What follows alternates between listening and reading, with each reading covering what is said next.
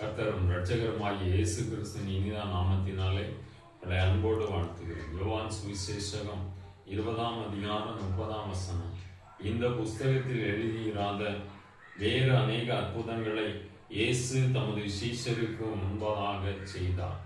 இயேசு கிறிஸ்து அற்புதமானவர், அதிசயமானவர். ஒரு சில அற்புதங்களும் அடையாளங்களும் மாத்திரம் இந்த வேத பகுதியிலே, வேத புஸ்தகத்திலே எழுதப்பட்டு இருக்கிறது. பிரியமான மத்தேயு சுவிசேஷகம் 4:23-24 ஆண்டவர் கலிலேயா எங்கும் சுற்றி நடந்து ராஜ்யத்தின் சுவிசேஷத்தை பிரசங்கித்து ஜனங்களுக்கு உண்டாயிருந்த சகல வியாதிகளையும் நோய்களையும் குணமாக்கினார். இந்த தேவனுடைய வார்த்தையை கேட்கிற இன்றைக்கு உங்களுடைய வாழ்க்கையில் ஒரு அற்புதம் தேவையாய் இருக்கலாம். குழந்தை காரியமாய் இருக்கலாம், தொழில் காரியமாய் இருக்கலாம், வேலை காரியமாய் இருக்கலாம், கடன் காரியமாய் இருக்கலாம். ஏதாவது ஒரு அற்புதத்தை நீங்கள் எதிர்பார்த்து கொண்டிருக்கலாம். கர்த்தர் இந்த நாளிலே உங்களுக்கு ஒரு அற்புதத்தை செய்யும்படியாய் கடந்து வந்திருக்கிறார்.